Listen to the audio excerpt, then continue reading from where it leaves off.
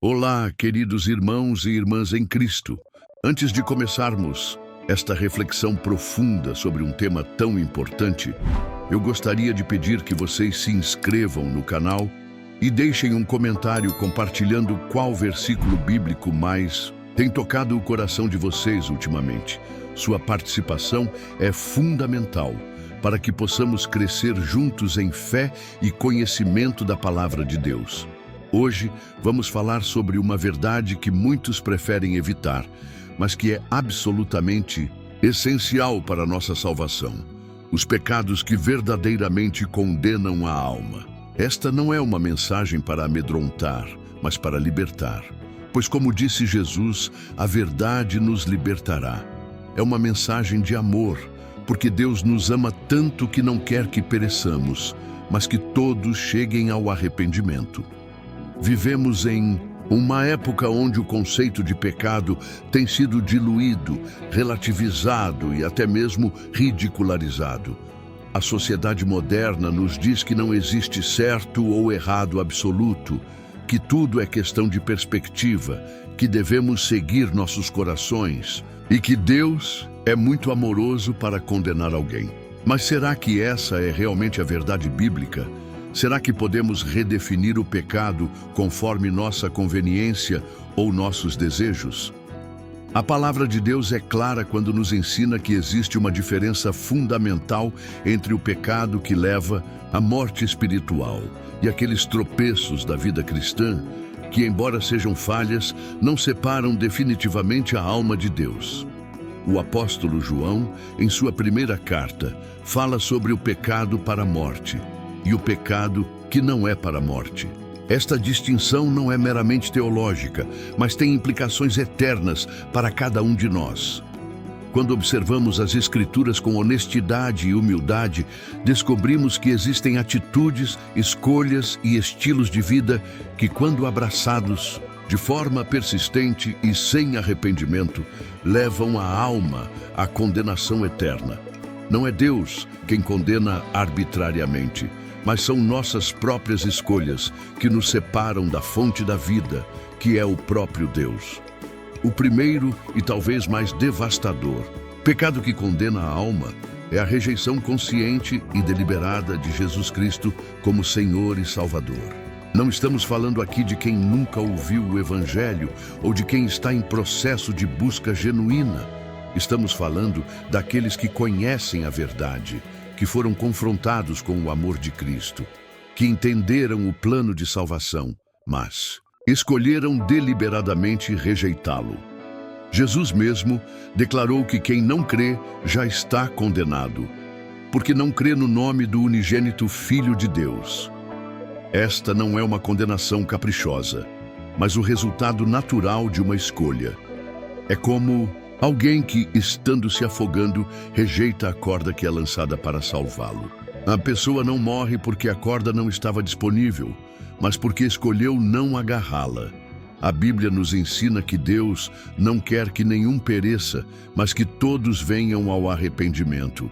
Ele enviou seu Filho unigênito para que todo aquele que nele crê não pereça, mas tenha a vida eterna. Porém, esta salvação requer uma resposta da nossa parte. Requer fé, arrependimento e entrega. Quando rejeitamos conscientemente esta oferta de amor, estamos escolhendo nossa própria condenação. Outro pecado que condena a alma é a blasfêmia contra o Espírito Santo. Jesus foi muito específico sobre isso. Todo pecado pode ser perdoado aos homens, incluindo blasfêmias contra o Filho do Homem. Mas a blasfêmia contra o Espírito Santo não será perdoada, nem neste mundo, nem no vindouro. Mas o que exatamente significa blasfemar contra o Espírito Santo? Muitos cristãos vivem atormentados, temendo ter cometido este pecado imperdoável. Na verdade, a própria preocupação em não tê-lo cometido já é um sinal de que provavelmente não o cometeram. A blasfêmia contra o Espírito Santo não é um palavrão dito em um momento de raiva ou uma dúvida passageira. É a rejeição consciente, deliberada e final da obra do Espírito Santo que nos convence do pecado, da justiça e do juízo. É quando alguém conhece perfeitamente a obra de Deus, reconhece que é de Deus, mas deliberadamente a atribui ao diabo. É endurecer o coração de tal forma contra a verdade que não há mais possibilidade de arrependimento. É chegar ao ponto onde a consciência está tão cauterizada que não responde mais ao chamado divino. A idolatria é outro pecado grave que condena a alma. Mas precisamos entender que idolatria vai muito além de curvar-se diante de imagens de escultura. Idolatria é colocar qualquer coisa no lugar que pertence exclusivamente a Deus. Pode ser dinheiro, poder, fama, relacionamentos, prazeres ou até mesmo nossa própria vontade e sabedoria. O apóstolo Paulo nos ensina que a avareza é idolatria. Quando nossa vida gira em torno da acumulação de riquezas, quando nossa segurança está depositada no que possuímos materialmente, quando estamos dispostos a comprometer nossa integridade, nossa família e nossa fé por dinheiro, estamos adorando ao Deus Mamon. A palavra de Deus é categórica. Não podemos servir a Deus e a Mamon. É impossível ter dois senhores. Ou servimos a Deus, ou servimos às riquezas. Aqueles que fazem das riquezas o centro de suas vidas, que vivem para acumular bens materiais, que exploram os outros para enriquecer, que são insensíveis às necessidades dos menos favorecidos, estão caminhando para a condenação eterna. Jesus contou a parábola do rico que tinha muitos bens e planejava construir celeiros maiores para guardar sua abundante colheita. Naquela mesma noite, Deus lhe disse: "Louco, esta noite te pedirão a tua alma, e o que tens preparado para quem será?" E Jesus concluiu: "Assim é aquele que para si ajunta tesouros e não é rico para com Deus." A imoralidade sexual desenfreada e persistente também é um pecado que condena a alma. Não estamos falando de uma falha momentânea ou de uma luta contra a tentação. Estamos falando de um estilo de vida caracterizado pela promiscuidade, pelo adultério habitual, pela prostituição, pela pornografia, pela perversão sexual e por todas as formas de impureza que destroem o templo do Espírito Santo. O apóstolo Paulo foi muito claro ao escrever aos Coríntios: "Não sabeis vós que os injustos não hão de herdar o reino de Deus? Não erreis, nem os devassos, nem os idólatras, nem os adúlteros, nem os efeminados, nem os sodomitas, nem os ladrões, nem os avarentos, nem os bêbados, nem os maldizentes, nem os roubadores herdarão o reino de Deus." Isso não significa que Deus não perdoa estes pecados. Pelo contrário, imediatamente após esta lista, Paulo diz: "E é o que alguns de vós eram, mas haveis sido lavados, mas haveis sido santificados, mas haveis sido justificados em nome do Senhor Jesus e pelo Espírito do nosso Deus." O que condena não é ter cometido estes pecados, mas persistir neles sem arrependimento. O ódio e a falta de perdão também são pecados que condenam a alma. Jesus ensinou que quem se ira contra seu irmão é réu de juízo, e quem lhe disser "louco" será réu do fogo do inferno. João foi ainda mais direto: "Qualquer que aborrece a seu irmão é homicida, e vós sabeis que nenhum homicida tem a vida eterna permanecendo nele." Vivemos em uma sociedade que cultiva o ódio, a vingança e a falta de perdão. Muitas pessoas carregam amargura e ressentimento por anos, alimentando sentimentos destrutivos que não apenas prejudicam os outros, mas principalmente destroem suas próprias almas. O perdão não é opcional para o cristão, é um mandamento. Jesus nos ensinou a orar: "Perdoa-nos as nossas dívidas, assim como nós perdoamos aos nossos devedores." E logo após ensinar esta oração, ele fez questão de esclarecer: "Porque se perdoardes aos homens as suas ofensas, também vosso Pai Celestial vos perdoará a vós. Se, porém, não perdoardes aos homens as suas ofensas, também vosso Pai não vos perdoará as vossas ofensas. O orgulho e a soberba são pecados que Deus abomina e que levam à destruição. A Bíblia diz que Deus resiste aos soberbos, mas dá graça aos humildes. O orgulho foi o pecado original de Lúcifer, que quis ser igual a Deus e foi lançado do céu. O orgulho nos impede de reconhecer nossa necessidade de Deus, nos faz achar que somos autossuficientes e nos leva a desprezar os outros. Pessoas orgulhosas não conseguem se arrepender genuinamente porque acham que não precisam de perdão. Não conseguem pedir ajuda porque acham que são capazes de resolver tudo sozinhas. Não conseguem servir aos outros porque se consideram superiores. O orgulho é um pecado sutil, mas extremamente perigoso, porque nos cega para nossa real condição espiritual. A mentira e a falsidade também condenam a alma. Jesus disse que o diabo é o pai da mentira e que quando ele mente, fala do que lhe é próprio. Aqueles que fazem da mentira um estilo de vida, que enganam, que são falsos em seus relacionamentos, que constroem suas vidas sobre falsidades, estão seguindo o exemplo do diabo e caminhando para o mesmo destino dele. A Bíblia nos diz que todos os mentirosos terão sua parte no lago que arde com fogo e enxofre, que é a segunda morte. Isso não significa que uma mentira ocasional nos condena, mas sim quando a mentira se torna nossa natureza, quando perdemos a capacidade de ser verdadeiros, quando nossa vida inteira é baseada em enganos e falsidades.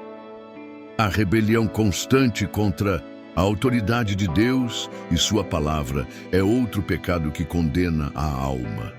Não estamos falando de dúvidas ou questionamentos honestos, mas de uma atitude rebelde que se recusa a submeter-se à vontade divina. É o coração que diz: não queremos que este reine sobre nós. Esta rebelião pode se manifestar de muitas formas. Desobediência persistente aos mandamentos bíblicos, resistência ao Espírito Santo, dureza de coração diante da palavra pregada, rejeição dos princípios morais estabelecidos por Deus e uma vida vivida como se Deus não existisse ou como se sua opinião não importasse. O apóstolo Paulo nos adverte sobre aqueles que, conhecendo o juízo de Deus, que são dignos de morte, os que tais coisas praticam, não somente as fazem, mas também consentem aos que as fazem.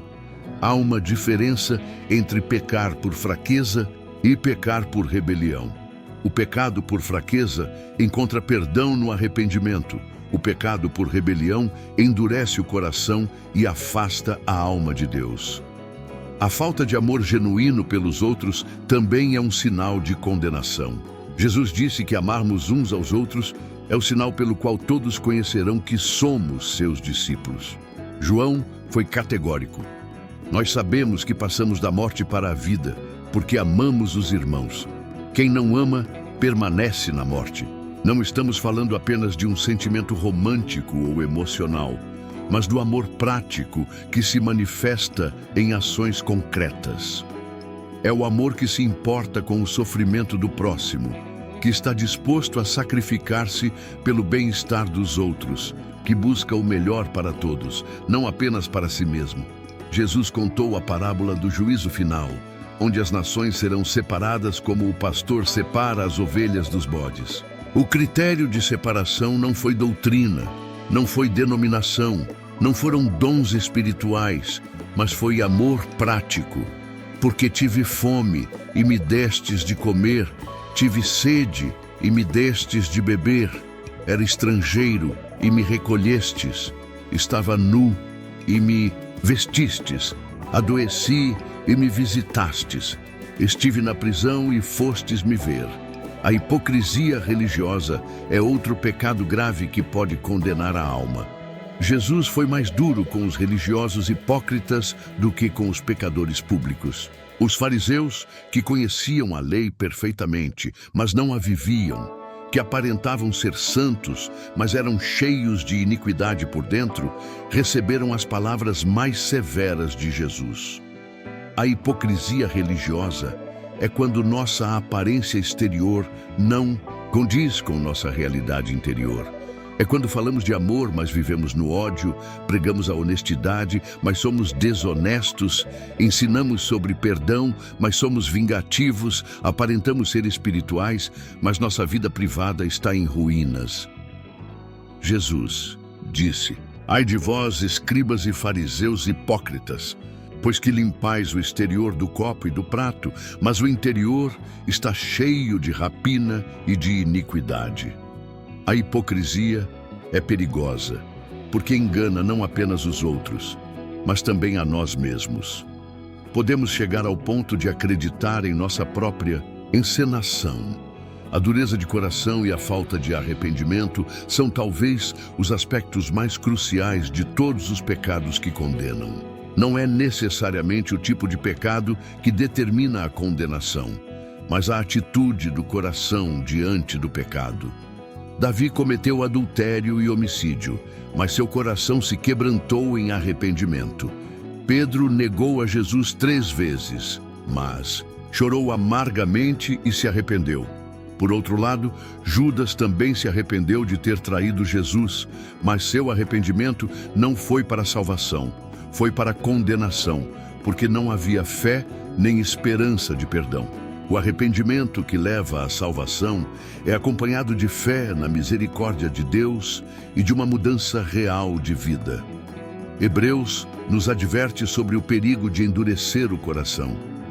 Hoje, se ouvirdes a sua voz, não endureçais os vossos corações. Cada vez que resistimos à voz de Deus, cada vez que ignoramos os apelos do Espírito Santo, cada vez que adiamos nossa decisão de arrependimento, corremos o risco de endurecer nosso coração até o ponto onde não conseguimos mais responder ao amor divino.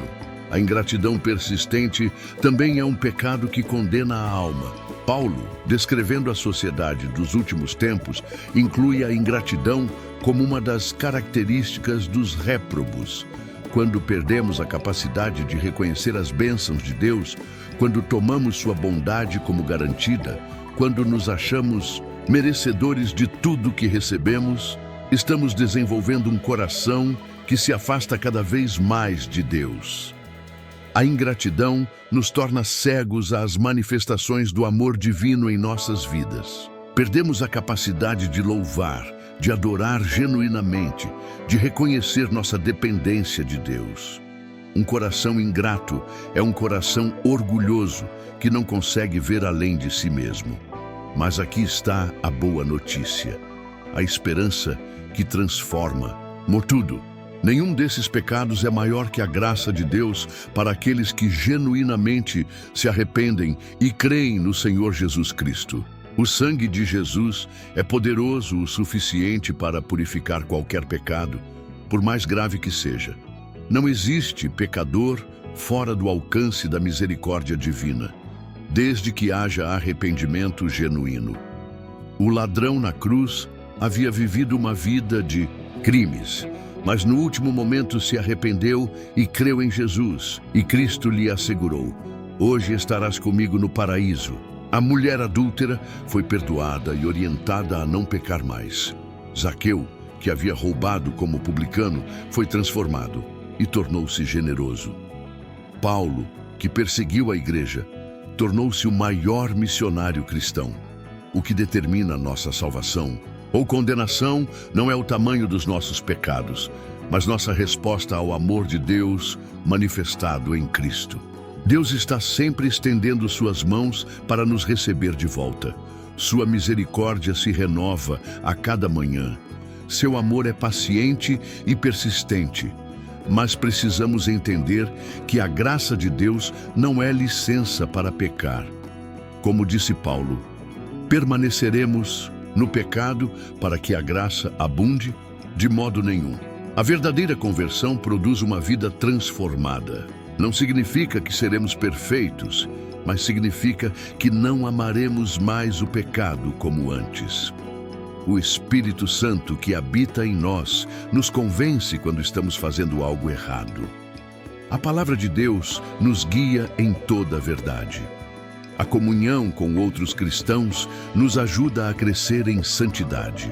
Deus nos deu todos os recursos necessários para vivermos uma vida que lhe agrade. A questão não é se somos capazes de pecar. Todos pecamos e destituídos estamos da glória de Deus. Mas se amamos o pecado ou lutamos contra ele, a diferença está em nossa atitude diante do pecado. Será que nos entristecemos quando pecamos ou nos alegramos? Será que buscamos perdão e mudança ou justificamos nossa conduta? Por isso, queridos irmãos e irmãs, não devemos viver em condenação nem em presunção. Não devemos ter medo de Deus como um tirano, nem ser desrespeitosos com Ele como se fosse um vovô permissivo. Devemos ter um temor reverente, reconhecendo que Deus é santo e justo, mas também amoroso e misericordioso. Se você está ouvindo esta mensagem e reconhece que tem vivido em algum desses pecados que condenam a alma, saiba que ainda há tempo para o arrependimento. Não endureça seu coração, não adie mais esta decisão. Hoje é o dia da salvação. Agora é o tempo aceitável. Reconheça sua condição de pecador diante de Deus. Arrependa-se genuinamente, sentindo tristeza pelos seus pecados e determinando abandoná-los. Creia no Senhor Jesus Cristo como seu único e suficiente Salvador. Entregue sua vida completamente a Ele, fazendo-o o Senhor de todas as áreas da sua existência. Lembre-se, Deus ama você mais do que você pode imaginar. Ele não quer que você pereça, mas que tenha vida eterna. Ele já pagou o preço pelos seus pecados na cruz do Calvário. Tudo que Ele pede em troca é sua fé, seu arrependimento e sua entrega sincera. A verdade sobre os pecados que condenam a alma não deve nos desesperar, mas nos levar ao Salvador. É uma verdade libertadora, porque nos mostra exatamente do que precisamos ser salvos e nos aponta para aquele que pode nos salvar completamente. Que Deus abençoe cada um de vocês e que esta mensagem não seja apenas mais uma informação, mas uma transformação em suas vidas. Que possamos viver de tal maneira que quando estivermos diante do tribunal de Cristo, ouçamos as palavras: Bem está, servo bom e fiel, entra no gozo do teu Senhor.